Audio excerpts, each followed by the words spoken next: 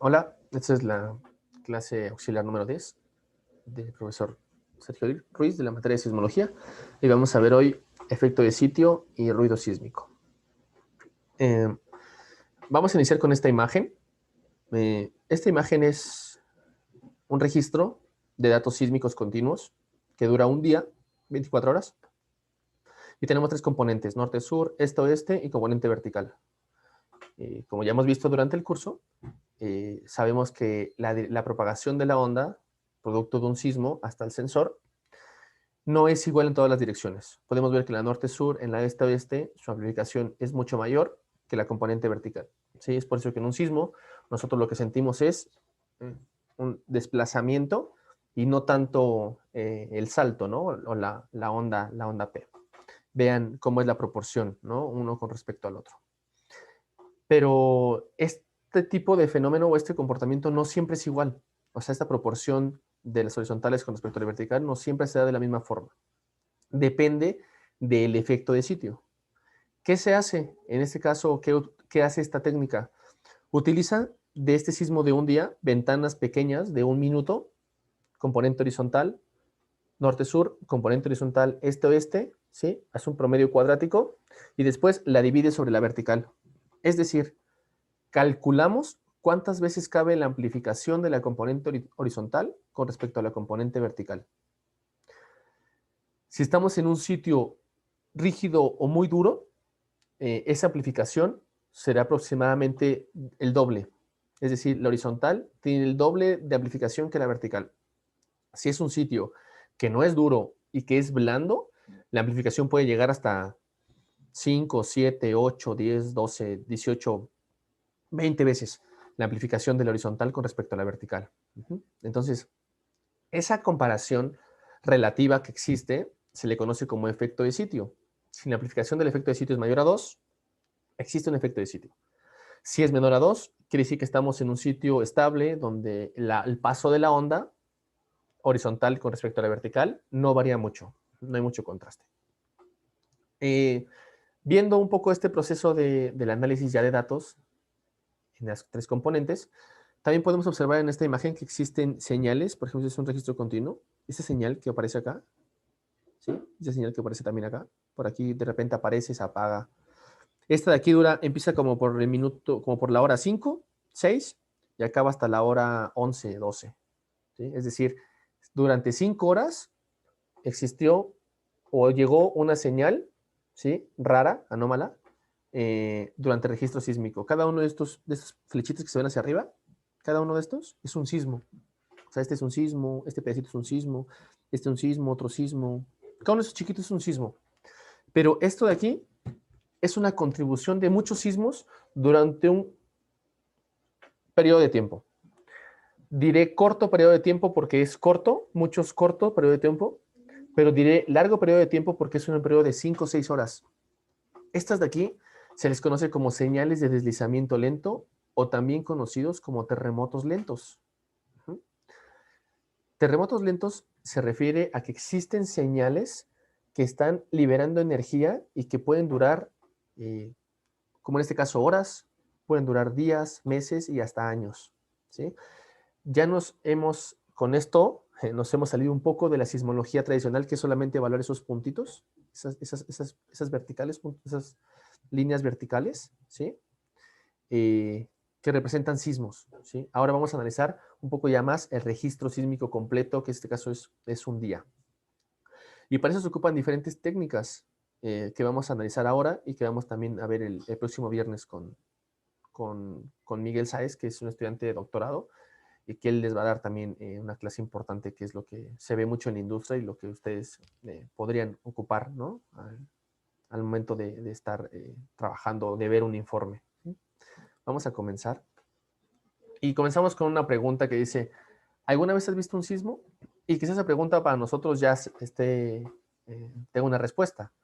Pero créeme que para mucha gente o para la sociedad o para las personas que no han cursado el ramo de sismología, quizá para ellos un sismo es un puntito en un mapa y decir, mira, este mapa representa los sismos, representa los bordes de las placas tectónicas, aquí nos encontramos acá, ¿sí? En un borde convergente, todo el cinturón de fuego que viene por esta parte y continúa por acá, ¿sí? Donde se le vea la mayor cantidad de energía. Y bueno, también las placas, ¿no? Dentro del continente, centros de expansión. Quizá para muchas personas eso sea haber visto un sismo, ¿no? Eso sea conocer un sismo, un punto en un mapa. Para nosotros ya no. Para nosotros que hemos estudiado este ramo y que ya tenemos todo un conocimiento sobre la sismología, para nosotros un sismo representa una señal sísmica. Esa señal sísmica se registra principalmente con sismógrafos, que son como estos, se llaman Gural, son de banda ancha, registran periodos muy largos de frecuencia, una frecuencia muy alta, en tierra. Pero también tenemos sensores en el fondo marino que se llaman OBS, Ocean Bottom Seismometers. Estos también funcionan como los de tierra, tienen casi las mismas características, pero tienen la capacidad de poder soportar la presión del mar, ¿sí? Este es un registro sísmico de Ciudad de México, de un sismo que ocurrió en 2017, el 19 de septiembre de 2017. Y ese registro de un día, podemos ver, hace rato vimos una hora, ¿sí? Ahora estamos viendo que cada línea de estas es una hora. Viene una hora, hora 2, hora 3, hora hasta la hora 24. Esto es lo que la sismología analiza, periodos de tiempo continuos, y aquí uno dice, mira, este es un sismo, otro sismo, otro sismo. Cada uno de estas flechitas que se ve aquí en azul y en negro es un sismo. Entonces, lo que se hacía acá en una tarea de localizar 3 sismos, ahora este amigo o esta amiga va a tener que localizar todos estos eventos sísmicos que no son, yo creo que menos que 50 para un día, ¿no? Y que tiene que hacerlo en el día porque mañana se le juntan otros 50, ¿no? Entonces, hay alguien siempre analizando sismos, mientras nosotros dormimos, mientras nosotros hacemos otra cosa, siempre hay una persona o más de una persona analizando, ¿sí?, este tipo de eventos sísmicos. Esa es una estación, ¿sí? Es la estación UIG, Huatulco, Instituto de Geofísica, la componente Z, ¿sí? Hace falta analizar las demás estaciones, ¿sí?, que son también decenas. Eso quiere decir que el fenómeno sísmico es recurrente, que la sismicidad sucede en muchas partes de manera casi continua, y por eso es importante analizar ya no solamente los sismos, ¿sí?, sino los periodos, como podemos ver acá, de otro color, los periodos donde no ocurre sismicidad, los periodos donde aparentemente no hay eventos sísmicos que analizar, pero sí hay información del medio, sí hay una propagación de ondas que están llegando al sensor, que anteriormente, cuando solo se hacía sismología, no se sabía que existía algo ahí adentro y se le llamaba ruido sísmico porque se tenía que filtrar. Ese se eliminaba, se borraba, perturbaba el sismo, entonces se le llamó ruido. Después de los 90 más o menos, 80s, 90s, por ahí en Japón, en México, se empezaron a desarrollar algunas técnicas analizando este comportamiento o este periodo de tiempo donde no había eventos sísmicos, ¿no? Se desarrollaron técnicas que parten del ruido sísmico, pero ya hablar de que el ruido sísmico tiene información, también estaríamos hablando de que el ruido sísmico tiene información valiosa, pero esa información también tiene ruido, ¿sí? Ya nos metimos como al ruido del ruido del ruido, ¿sí? Hemos podido clasificar ya qué es lo que está pasando en estos periodos de tiempo. Y las técnicas ya han tomado nombre, ¿sí? Han tenido ya un apellido y han podido ser clasificadas y adoptadas para diferentes soluciones, ¿no? En este caso, ingenieriles. Y bueno, viene ahora el tema, qué es el ruido sísmico? ¿Sí? Anteriormente, como les comentaba, el ruido era algo que nos estorbaba para los sismos. ¿Qué es lo que nosotros vimos cuando hicimos la tarea de sismología? Que veíamos una señal y decíamos, tenemos que filtrar para eliminar el ruido y solamente quedarnos con el evento sísmico, ¿sí? Ahora eso que nosotros filtramos y que antes era basura, se ha podido analizar y se ha podido trabajar y nos hemos dado cuenta que tiene muchas características que nos permiten hacer estudios geofísicos cada vez más avanzados, con menor tiempo, reduciendo costos y con eficiencia. Ajá. Entonces, ¿qué es el ruido sísmico? Son vibraciones producidas en la Tierra, ocasionadas por diversos factores. Principalmente clasificamos en dos. El primer factor es un ruido antropogénico, que viene dado por las fábricas, personas, el coche, toda aquella energía que se propaga por el medio, ocasionada por el hombre principalmente. Ajá. Y viene el segundo ruido, que es el ruido natural, ¿sí? Que viene dado, en este caso, por sismos pequeñitos, tan pequeñitos, que no representan quizá un sismo característico, pero que sí en muchas partes están rompiendo, ¿sí? Muchas partes están rompiendo, generando ondas que se propagan por el medio y que están llegando hasta el sensor sísmico, pero son ondas tan pequeñas con baja amplitud, con una frecuencia tan grande o tan pequeña que no son evidentes, no se pueden localizar. Acuérdense que para localizar un sismo necesitamos de menos 3 estaciones. Entonces, si tiembla en una estación y lo veo muy bien, pero no tengo 2 estaciones cerca, no podré analizar el sismo, ¿no? Se quedará en el registro solamente de esa estación, pero no puede ser clasificado, ¿sí? Eh, Regresamos a la parte de manera natural, que son la propagación del ruido sísmico, que se da por oleaje, clima, viento, temperatura, y diversos factores que todavía hasta la fecha desconocemos, que no hemos podido todavía entender qué hay dentro de todo ese ruido. Es como, por ejemplo, eh, ir a un bote de basura, por ejemplo, de un hospital y un bote de basura industrial. Si yo quiero encontrar un pedazo metálico, seguramente en el bote de basura del hospital no lo voy a encontrar. Seguramente si voy al bote industrial, posiblemente lo pueda encontrar. Pero de toda la basura que tiene el bote industrial, ¿cómo puedo yo recuperar un pedazo metálico? Ah, pues ocupo una técnica, por ejemplo, y digo ya, agarro un imán, ¿sí? Y le paso un imán por toda la basura y voy a encontrar un elemento que se le pega al imán y me dé unas características, que es lo que estoy buscando. Un poco pasa así, un poco el ruido es como una especie de basura sísmica, pero dentro de la basura se puede clasificar el oleaje, se puede clasificar el clima, se puede clasificar el viento, se puede clasificar variaciones de temperatura, se pueden clasificar diferentes cosas que, como les comento hasta ahora, todavía no sabemos bien qué es lo que nos quiere decir, pero hemos podido resolver problemas que vamos a ver un poco más adelante. El ruido natural, sí, como les comento, que mucho de eso viene también del oleaje, eh, y más o menos tiene esta característica, ¿sí? Aquí dice hay un detector y podemos ver las flechas que viene para todas partes, ¿sí? Esto se puede hacer un poco un análisis así para que lo podamos entender como más claro. Una relación como por ejemplo con el sol y nosotros. Cuando hay un sol, cuando está el sol y está la luz fuerte del sol, nosotros estamos parados en algún sitio X y generamos una sombra. ¿Sí? Podemos ver que hay una sombra. Eso pasa con un sismo. Imaginemos que el sol es la fuente y que propaga energía y yo que estoy en el medio recibo la energía y genera una sombra. En este caso, el sismo es un movimiento, pero acá es una sombra. Ahora imaginemos que está nublado, que está una fuente, que está el sol, pero abajo hay muchas nubes. ¿Sí? No haré sombra. O sí haré sombra. Depende de cómo lo veamos, ¿no? Yo diría que sí haremos sombra, pero la sombra es en todas direcciones.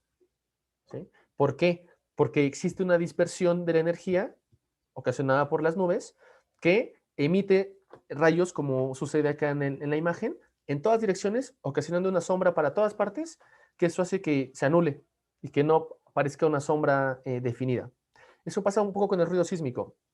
Hay muchos sismos, muchos soles que están generando energía, pero el medio es dispersivo, por lo tanto, la energía que llega al sensor no llega con una dirección en particular o no llega con una orientación en particular, simplemente llega, ¿sí? Porque está y tiene que llegar. Y un poco de eso se construye el ruido sísmico.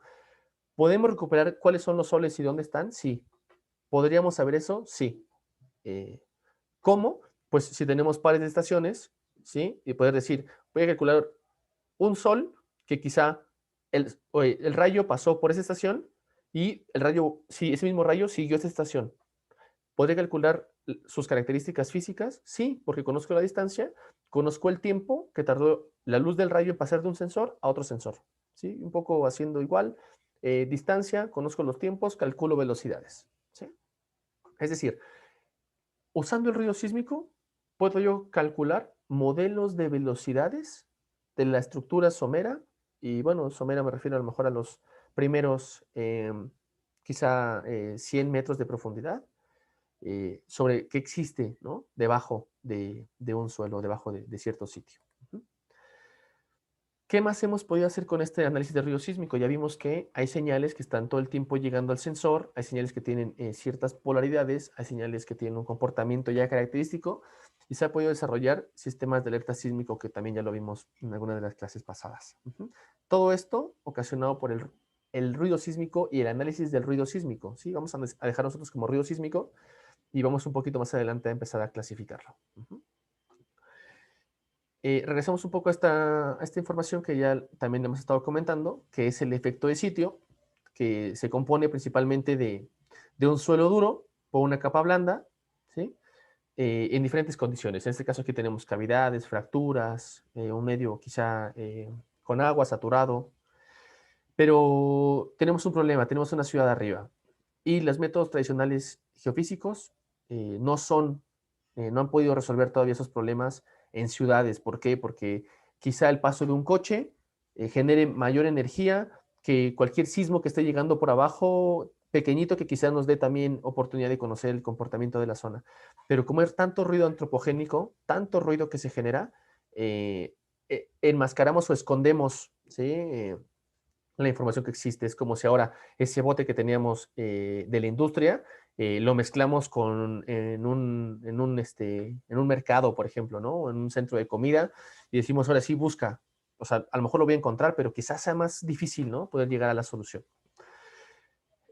Con estas técnicas de ruido sísmico hemos podido clasificar los sitios en ciudades urbanas y poder comprender qué es lo que pasa por debajo, qué es lo que está sucediendo en los primeros 20, 30 metros, que nos den una característica del sitio para poder conocer si existe este fenómeno o no, que se conoce como efecto de sitio. Este término de efecto de sitio, yo les comentaba que es reciente, pero es consecuencia principalmente del análisis del ruido sísmico y sus características que hemos podido observar.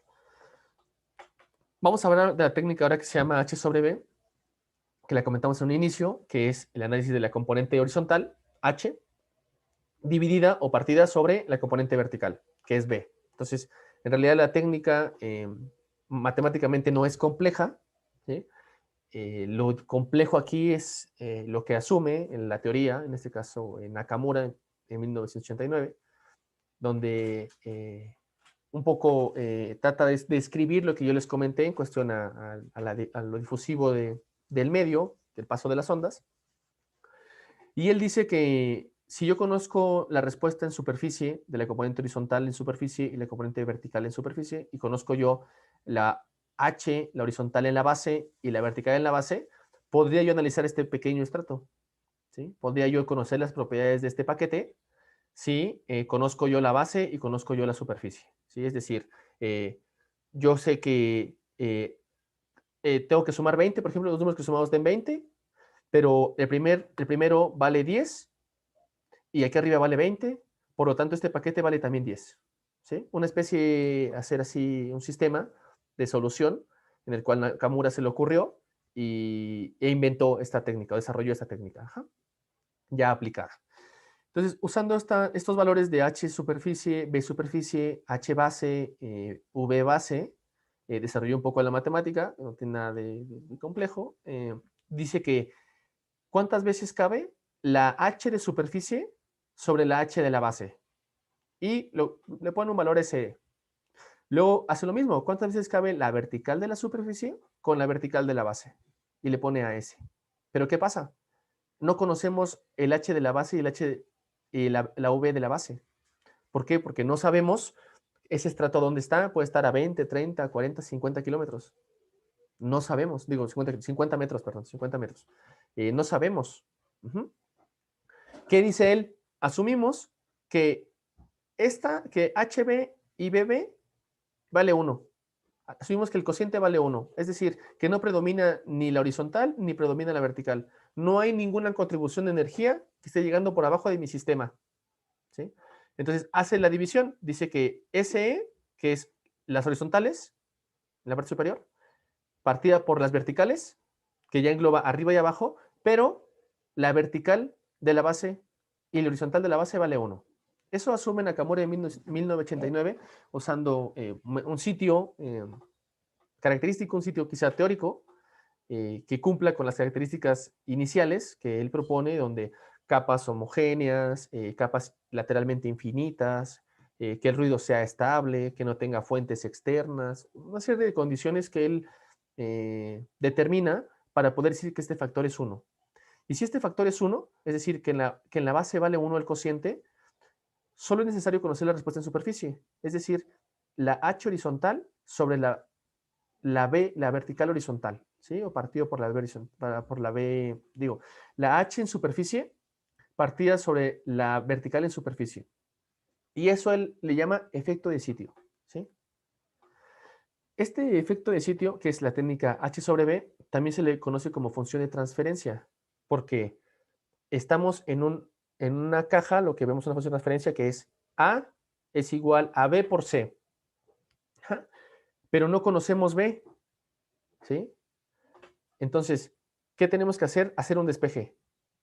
Y el despeje nos permite conocer B, ¿sí? Está en función de una entrada y de una salida, ¿sí? Por un medio que se excita.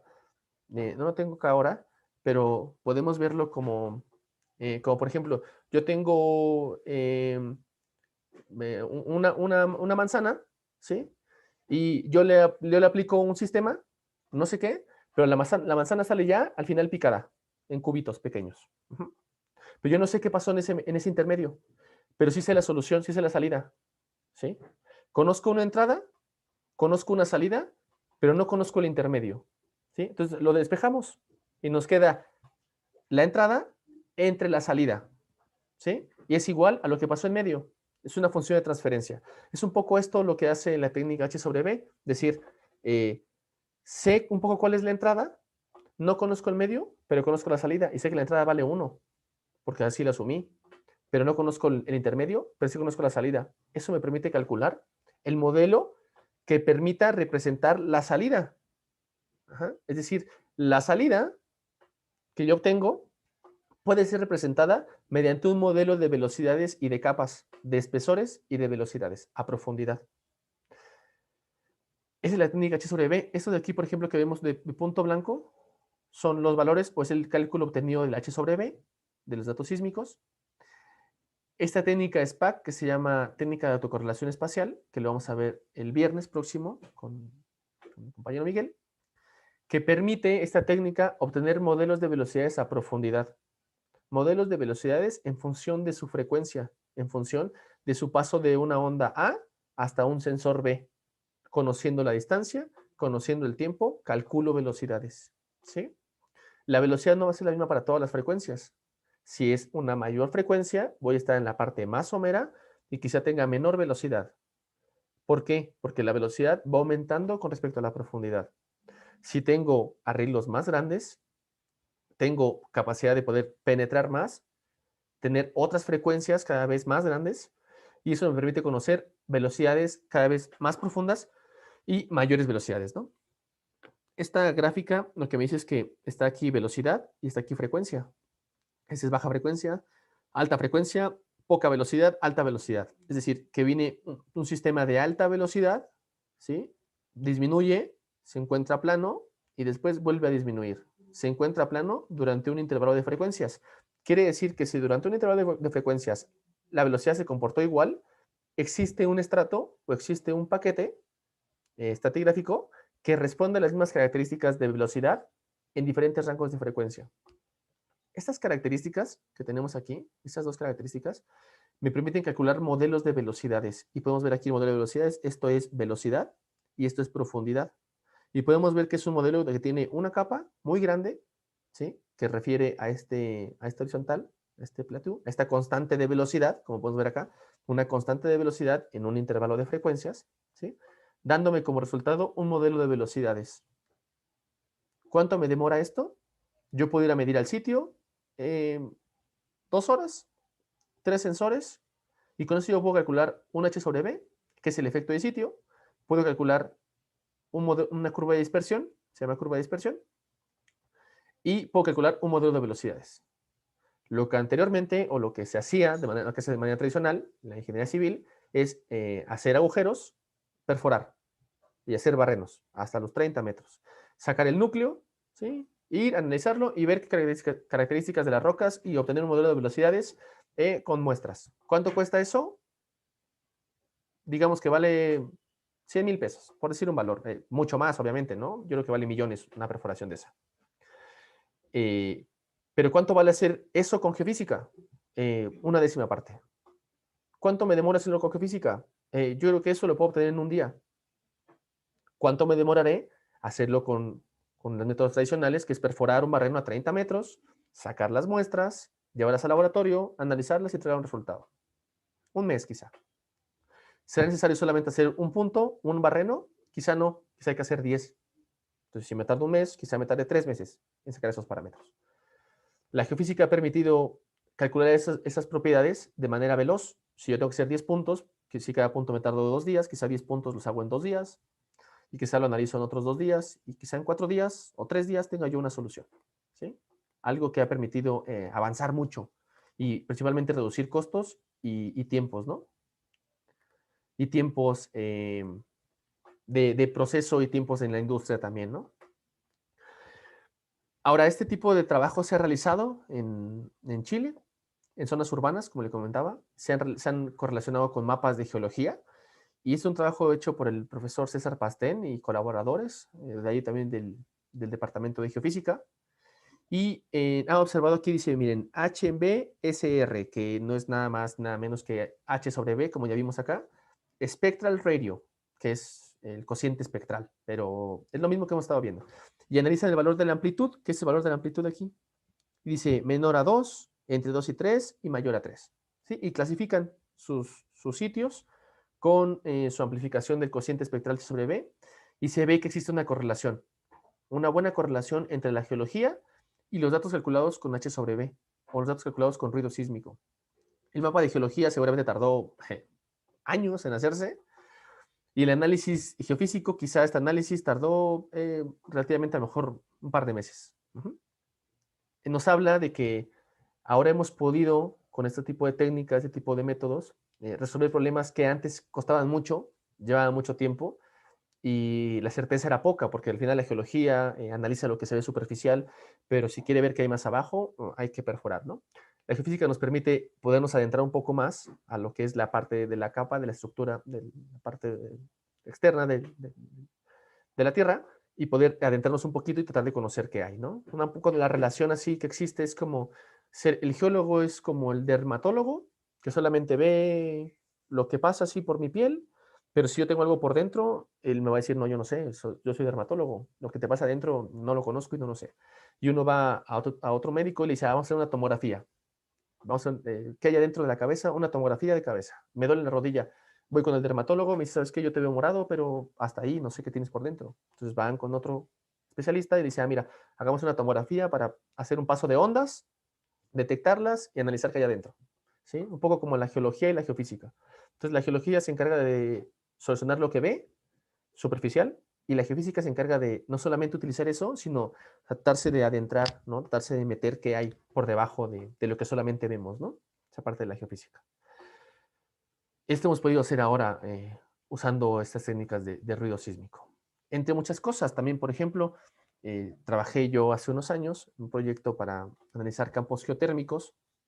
¿Qué pasa en los campos geotérmicos? Son reservorios, son sistemas muy complejos a profundidad, que en la industria requiere perforar barrenos casi cada 50 metros, una malla de 50 metros, barrenos de 1 kilómetro, para poderse conocer las propiedades internas del reservorio o del sitio para un análisis geotérmico, una explotación geotérmica, ¿no?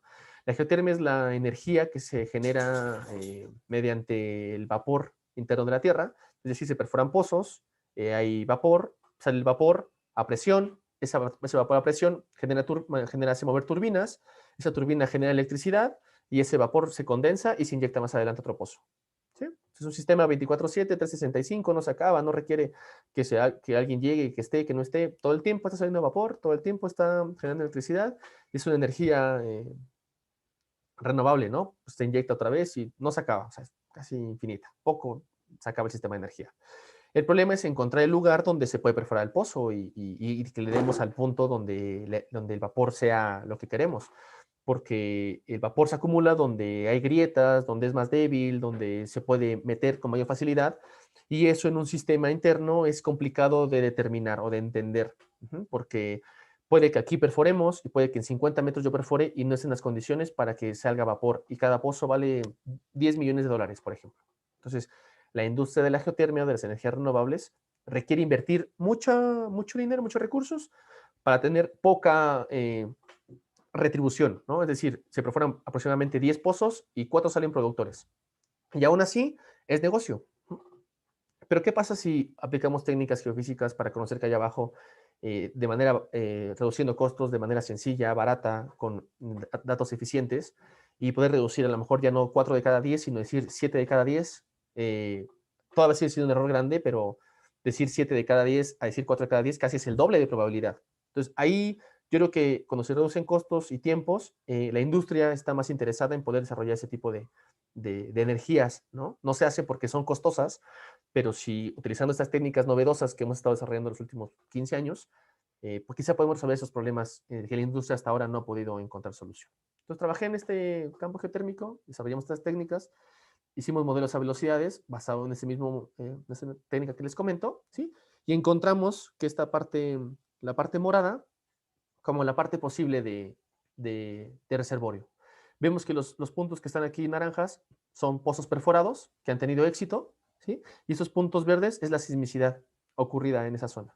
Entonces podemos ver que la parte morada, la zona morada, puede englobar muy bien, ¿sí? La parte de los pozos que están produciendo, en este caso vapor, pero que tenemos otras zonas que quizás sean posibles para su explotación. Entonces, quizá yo no voy a decir dónde perforen, pero sí te voy a decir que de toda esta área de 20 kilómetros cuadrados, quizá te dediques a hacer más estudios aquí y acá. Quizá que hagas un pozo exploratorio para ver si puede ser una parte de geotermia, pero no acá, no acá, no aquí y no acá, ¿sí? Entonces quizá la geofísica no nos dé la solución, pero sí nos pueda delimitar de toda esta área tan gigante de trabajo para explotar, poder reducir quizá un 15, 20, 25% de área de estudio, ¿sí?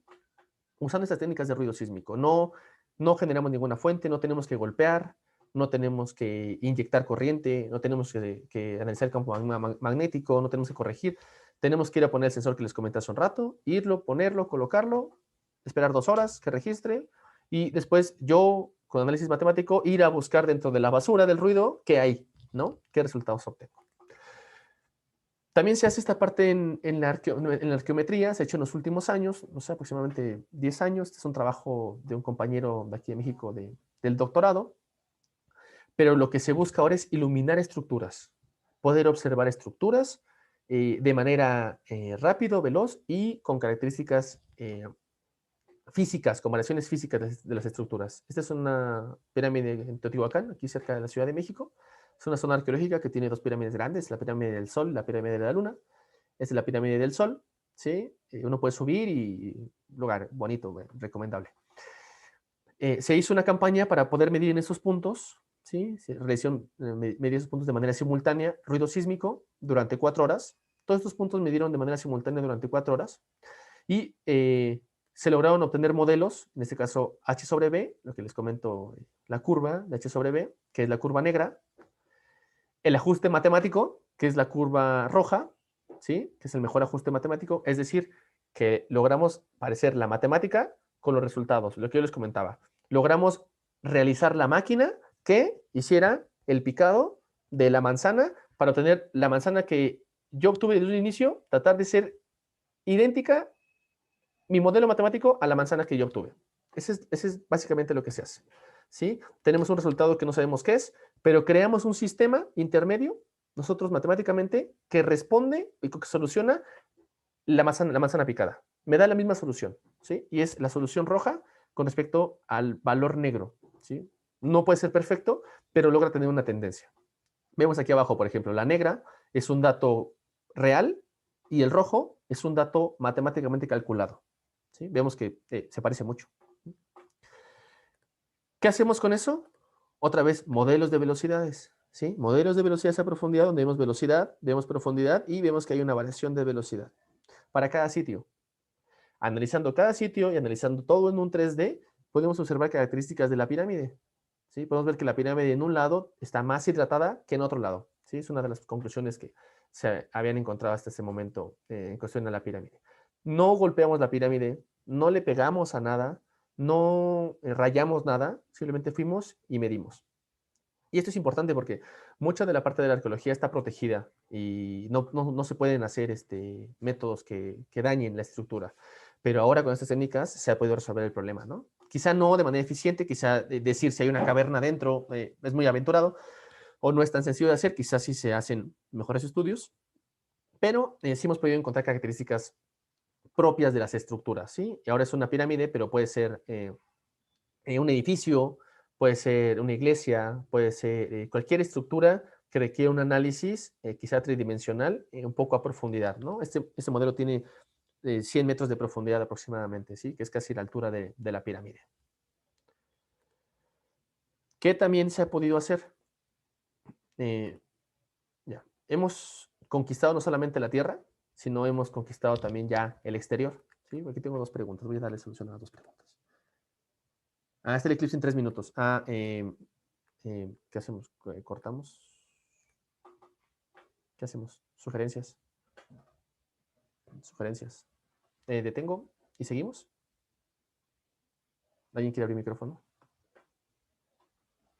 Voy a dejar de grabar. Yo voy a ver por la ventana. Voy a detener esto. Pausa. Pausar por mientras. Bueno, nos habíamos quedado acá, en la Luna, ¿no? Les comentaba que ya no solo hemos podido conquistar la Tierra, sino también hemos podido llegar a la Luna y también a Marte. El bichito que mandan a la Luna y el bichito que mandan a Marte, en realidad tiene sensores sísmicos y en realidad mide ruido sísmico. Como podemos ver acá, un artículo de algunos investigadores reconocidos, ¿no? En el ámbito de la sismología, que analizan el ruido sísmico, sacan velocidades en frecuencia y sacan modelos de velocidades a profundidad. Lo mismo que vimos hace ratito. Y algunos otros trabajos también recientes, eso no tiene mucho, tener como 2 años, también miden ruido sísmico, ¿sí? Y analizan con esas técnicas y obtienen modelos de velocidades a profundidad. Entonces, es una técnica que ha venido tomando mucha importancia, ha podido resolver muchos problemas que aparentemente hace unos años no tenían una solución viable, ¿no? O no se veía que estuviera cerca de una solución.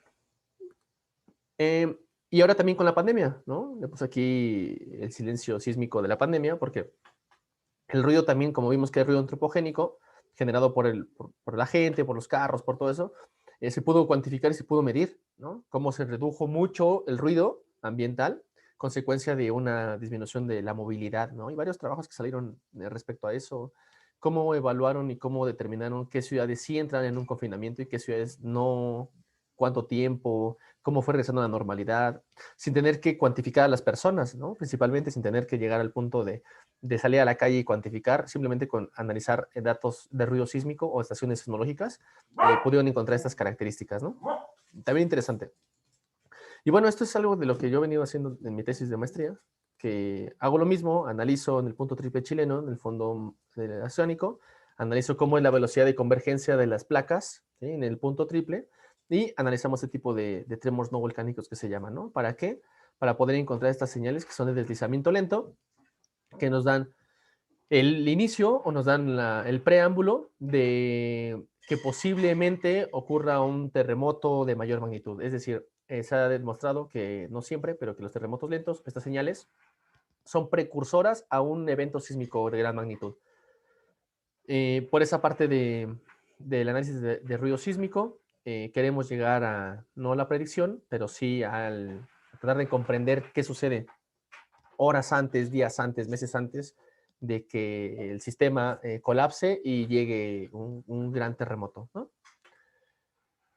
Y bueno, aquí una frase que les dejo así como para tratar de entender dónde estamos, ¿no? De Isaac Newton, que dice, lo que sabemos es una gota y lo que no sabemos es un océano. Entonces, conocemos muy poco en realidad, somos muy diminutos en cuestión a todo el conocimiento que nos falta y bueno, siempre requiere la industria y la ciencia de personas pues como ustedes, ¿no? Que tengan compromiso, que tengan esa dedicación y que principalmente compromiso, ¿no? Por estos fenómenos, estos problemas que requiere una solución y que seremos nosotros en algún punto de la vida quienes lo haremos, ¿no? Por esa parte. Bueno, voy a dejar de grabar y hasta acá yo creo que se va a acabar la clase.